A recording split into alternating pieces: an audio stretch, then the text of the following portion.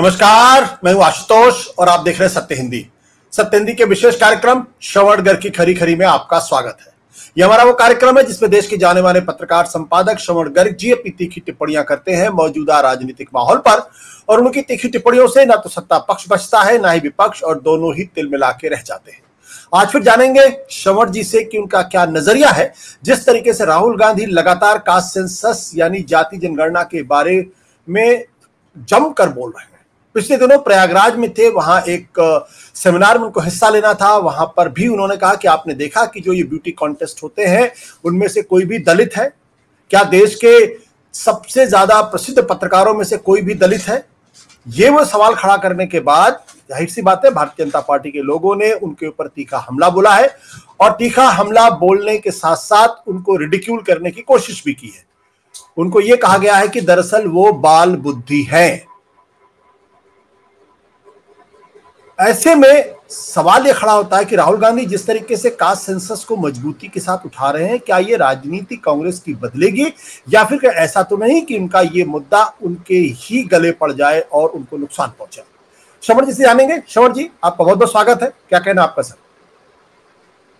देखिए, ये राहुल गांधी ने बहुत दिक्कत पैदा कर दी है देश के लिए भी, कांग्रेस के लिए भी और आम जनता के लिए भी। वो जनगणना या जाति जनगणना के मुद्दे को मेरे ख्याल से, जो मेरा सोच है, जो मैं समझ पा रहा हूँ, वो जनता की एक्सेप्टेबिलिटी से ज़्यादा उस पर जोर दे रहे हैं। मतलब जनता, या तो उन्होंने कोई इंटरनल सर्वे किया है या कोई उनके पास जानकारी है पुख्ता कि इसको, उस मुद्दे को ही उठाना चाहिए। मैं उसके बारे में बहुत आश्वस्त नहीं हूँ।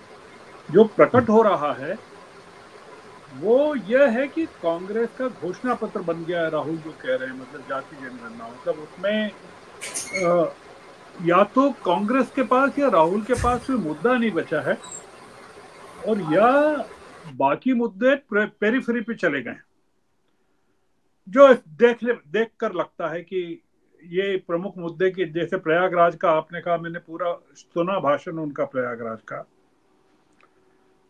अब मेरी जो चिंताएं हैं मैं शेयर करता हूं कि युवाओं का जो तबका उनके साथ हाल में जुड़ा है, वह क्या इसी मुद्दे के कारण जुड़ा था? मतलब दो यात्राओं के दौरान जो युवा लोग उनसे जुड़े या अभी भी जुड़े हुए हैं, या इलाहाबाद में जो बैठे हुए थे, जो तालियां भी बजा रहे थे, खुश भी हो रहे थे, वो क्या, क्योंकि राहुल गांधी ने जब ये यात्राएं शुरू की थी, पहली यात्रा, उस यात्रा के दौरान वो इतने एम्फेटिक नहीं थे जाति जनगणना के मुद्दे को लेकर। दूसरी यात्रा में भी थोड़े थे पर इतने नहीं थे। दूसरा मुद्दा ये कि ये जो तबका जुड़ा है राहुल गांधी के साथ, इस तबके में या इस वर्ग में मेजॉरिटी कम्युनिटी का वह अंश भी है जिनके पूर्वज 1989 के दौर में मंडल कमीशन के सिफारिशों के विरोध में आत्मदाह कर रहे थे या सड़कों पर विद्रोह कर रहे थे। ये जो एक इसमें, मतलब ये जो युवा जो जुड़ा है, ये पूरा पिछड़ी जातियों का नहीं है, या ओबीसी नहीं है, बैकवर्ड नहीं है, दलित नहीं है। इसमें बहुत सारे युवा जो हैं मेजॉरिटी कम्युनिटी के हैं। दूसरा ये कि एक सवर्ण नेता द्वारा, मतलब मैं राहुल गांधी को बेसिकली तो सवर्ण नेता ही मानूंगा जो पिछड़ों की बात कर रहा है, वो उसका पिछड़ों के लिए न्याय की मांग करना एक अलग मुद्दा है। मतलब मांग करना अलग मुद्दा है, और दूसरा ये कि पिछड़ों की मांग का ही नेतृत्व करना वो एक अलग मुद्दा है। तो क्या, जो मैं समझना चाहता हूं वो ये समझना चाहता हूं कि क्या राहुल गांधी वीपी सिंह की गलतियों को वर्तमान संदर्भ में दोहरा रहे हैं, कि वीपी सिंह ने जो गलतियां की थी उसको करेक्ट करके नए सिरे से चीजों को ला रहे हैं? क्योंकि जो मुद्दा है कि वीपी सिंह के समय तो आज के तरह का कट्टर हिंदूवाद नहीं था। मतलब अगर आप देखें तो हिंदुत्व जो इस समय है वो उस समय नहीं था। और इस समय जो चुनौती है, मतलब जो उस समय था उसमें एक चीज ये थी कि जो अ, युवाओं को प्रेरित कर रहा था आंदोलन के लिए, भड़का रहा था, उसमें राइट विंग ऑर्गेनाइजेशंस का हाथ था उसमें। ये मान सकते हैं कि जी। वो बीजेपी के लोग भी रहे होंगे, आरएसएस के लोग भी रहे होंगे। पर इस समय जो बड़ी चुनौती है वो ये है कि स्टेट स्पॉन्सर्ड हिंदू फंडामेंटलिज्म भी है जिससे राहुल को मुकाबला करना है। मतलब वो एक बड़ी चीज है। और उस समय जो अगर आप कंपेयर करें तो उस समय का जो मीडिया था वो मंडल के विरोध को ग्लोरीफाई कर रहा था। अगर आप उस समय को थोड़ा सा बैक में जी जाएं, जी जी। काफी पीछे जाना पड़ेगा, 25 साल 35 साल पीछे जाना पड़ेगा आपको। तो बहुत सारे लोग नहीं जा पाएंगे क्योंकि मैं तो उन चीजों को देख रहा था। और अगर आप देखें कि उस समय जो न्यूज ट्रैक बन रहे थे, मतलब जो संस्थान न्यूज ट्रैक बना रहा था वो आज ओपिनियन पोल्स करा रहा है हिंदुत्व के पक्ष में। मतलब ये, मतलब कोई बेसिक चेंज नहीं हुआ है मीडिया के कैरेक्टर में, कि वो उस समय भी बेसिकली हिंदू डोमिनेटेड मीडिया था और आज भी ऐसा है। अब दूसरा एक मुद्दा ये है कि अभी ऐसा कोई सर्वेक्षण आना बाकी है जो बताए कि राहुल के द्वारा जो मांग की जा रही जाति सर्वेक्षण की, ये जाति जनगणना की, उसका कितना प्रतिशत लोग समर्थन करते हैं। मतलब हमने सारे ओपिनियन पोल देख लिए, कई तरह के ओपिनियन पोल देखे हैं, पर अभी हमने ये एक ओपिनियन पोल ये नहीं देखा है और किसी भी एजेंसी की हिम्मत अभी ये हो नहीं रही, चाहे सीएसडीएस, मतलब सीएसडीएस वगैरह ने एक सर्वे तो ये किया था कर्नाटक के समय भी और अभी भी, कि चुनाव में हिंदुत्व कोई मुद्दा नहीं है, ये तो किया था। पर ये सर्वे नहीं हुआ है अभी, या कोई जोखिम उठा ले कि यार ये राहुल गांधी इतना पीछे पड़े हैं तो अपन ये करवा के देखते हैं कि देश का कितना प्रतिशत जाति जनगणना राहुल की मांग का समर्थन करता है। अब उसमें मुद्दा ये है कि यानी हम एक जो बेनिफिट ऑफ डाउट देना चाहते हैं राहुल गांधी को, वो ये देना चाहते हैं कि मान लीजिए कि राहुल गांधी ने कोई इंटरनल सर्वे करवा लिया है अपने द्वारा, कि वो सर्वे कहता है कि हाँ आप तो यार आप बेधड़क होकर इस मुद्दे को उठाओ और आपकी सफलता 100% सही है, तो वो एक मुद्दा अलग है। दूसरा जो इससे भी बड़ा एक सवाल है वो ये कि जो कांग्रेस की जो बाकी लीडरशिप है, कांग्रेस वर्किंग कमेटी है, कांग्रेस पार्लियामेंट्री बोर्ड है, जी कांग्रेस संसदीय दल है, वो कितना कंफर्टेबल है राहुल के द्वारा उठाए जाने वाले मुद्दों से, ये इस बारे में किसी ने चर्चा नहीं की है। मतलब हम लोग चर्चा नहीं कर रहे हैं इस बारे में, और न किसी कांग्रेस के नेता से कोई बात कर रहा है और पूछ रहा है यार आप बताओ, मतलब प्राइवेट में भी बताओ बिना नाम लिए, अगर हमको अगर कोट करना हो तो आप कितना कंफर्टेबल महसूस करते हैं।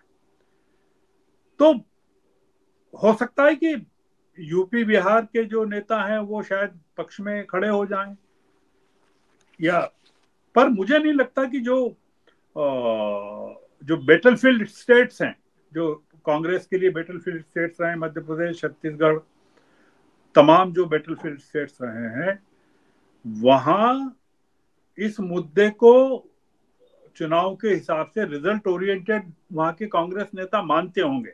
मैं ऐसा, मतलब मध्य प्रदेश के संदर्भ में कह सकता हूं, या छत्तीसगढ़ के संदर्भ में, या राजस्थान के संदर्भ में कह सकता हूं कि वो जो हमको कंक्लूजन पे पहुंचना है वो ये कि क्या हम ये मानकर चलें कि राहुल जिन मुद्दों पर जोर दे रहे हैं, मसलन उनकी प्रयागराज में जो दी गई संविधान को लेकर, या और तमाम चीजों को लेकर, मिस इंडिया को लेकर या टॉप एंकर को लेकर जो बातें कही गई, वो कांग्रेस के उच्च स्तरीय क्षेत्रों में, मतलब आला कमान के क्षेत्रों में जिसमें कि सब लोग हैं, उसमें व्यापक बहस और कॉन्सिक्वेंसेस पर विचार करने के बाद राहुल उस पर इतना जोर दे रहे हैं, या कि कांग्रेस के दूसरे नेता जो हैं वो डर के कारण राहुल का की किसी भी बात का विरोध नहीं कर रहे हैं।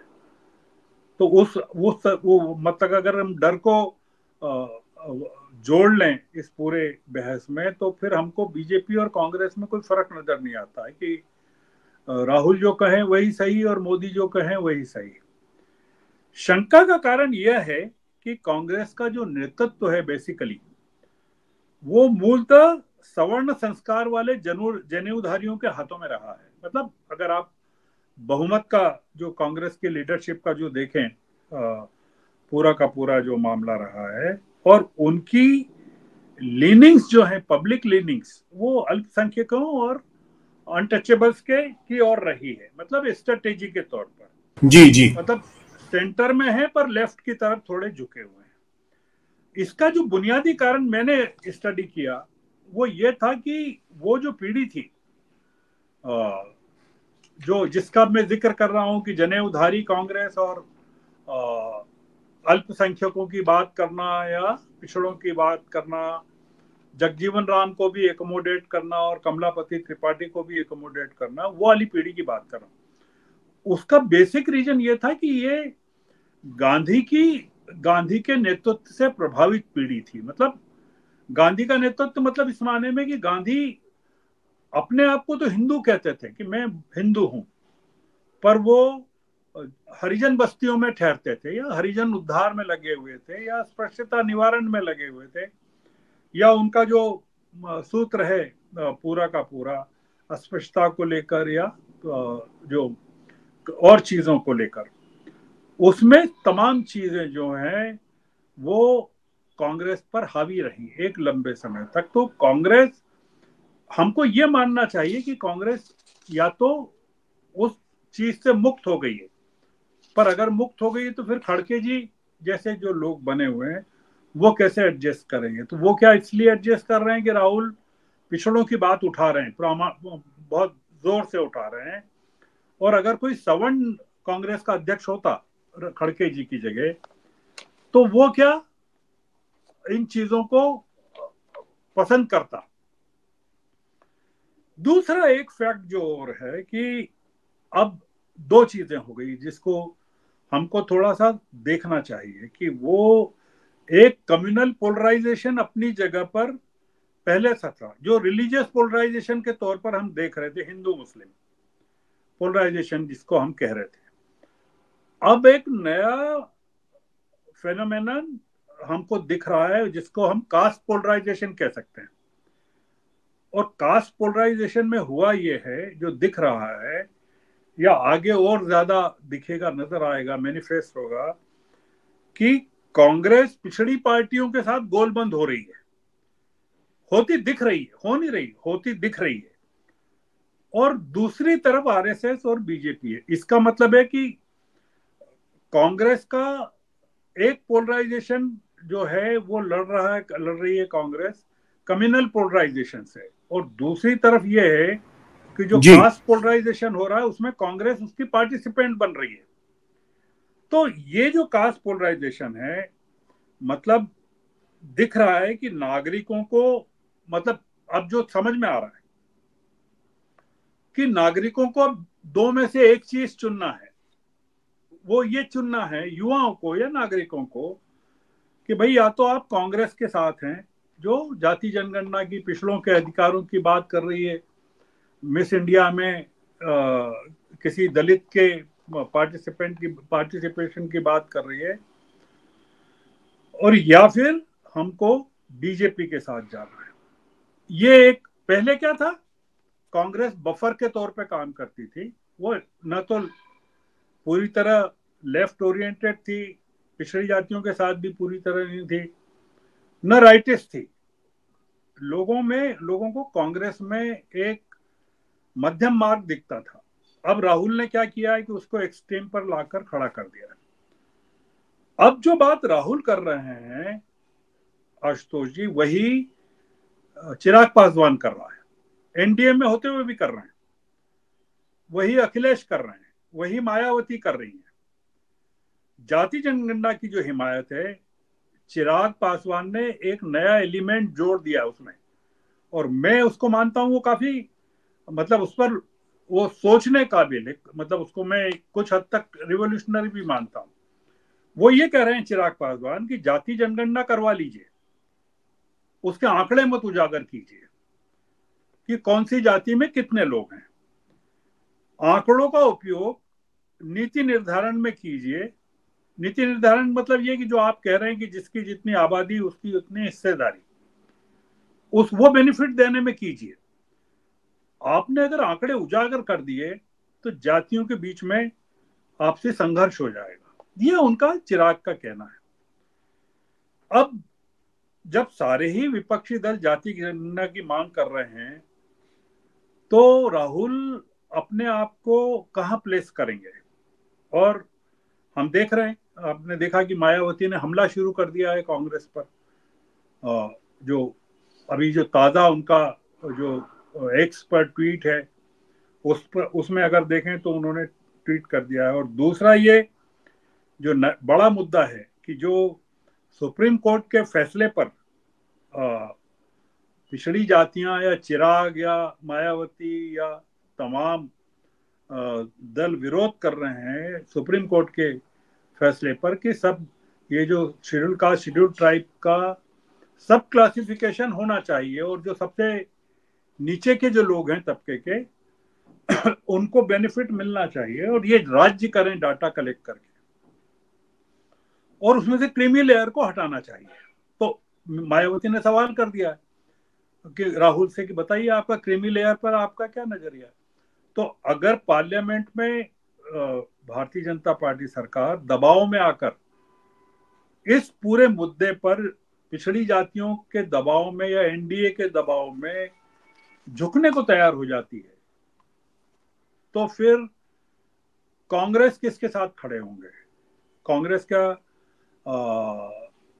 सुप्रीम कोर्ट के फैसले के विरोध में चिराग पासवान और मायावती के साथ खड़े होंगे, या वो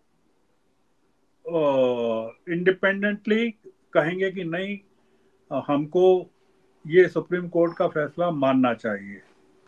क्या करेंगे? और या फिर जब अगर इस पर मतदान हुआ तो वो कांग्रेस उससे वॉकआउट करेगी। तो क्या जिस तरह से पुराने मामले हैं जिसमें शाहबानो का मामला है या SC ST पर SC ST एट्रोसिटी एक्ट का मामला है जो कि उलट दिए गए पूरे के पूरे मामले में, शाहबानो का तो राजीव गांधी के मामले के टाइम पे उल्टा गया, क्या कांग्रेस इस चीज के लिए तैयार है? तो राहुल की परीक्षा इन मायनों में होना बाकी है कि वो जो कास्ट सेंसस की जो बात कर रहे हैं वो, और उसमें कांग्रेस उनके साथ है क्या, कांग्रेस का सवर्ण तबका उनके साथ है क्या? और दूसरा ये कि सुप्रीम कोर्ट के फैसले का पर जो अब बवाल मचने वाला है विंटर सेशन में, और बीजेपी खड़े होने वाली है, और बीजेपी अगर अड़ जाती है कि नहीं हम नहीं करेंगे सुप्रीम कोर्ट के फैसले में फेरबदल क्योंकि बीजेपी मूलतः रिजर्वेशन के खिलाफ है, उस स्थिति में क्या कांग्रेस बीजेपी के साथ खड़ी दिखना चाहेगी और पिछड़ी जातियों की मांग के खिलाफ खड़ी दिखना चाहेगी, या वो न्यूट्रल दिखना चाहिए? ये बहुत बड़े जो कॉन्ट्राडिक्शंस अभी पैदा हो रहे हैं। मैंने सोचा कि कुछ इस तरह की चीजें जो आमतौर से बहस में नहीं आती है, वो थोड़ी सी नागरिकों के लिए और तमाम जो स्टेक होल्डर्स हैं जो इन चीज़ों पर बहस करते हैं उनके लिए इनको डिस्कशन में लाना चाहिए। तो आज की जो बातचीत है आशुतोष जी, हम इसी नोट पर खत्म करते हैं जी। Thank you sir, thank you.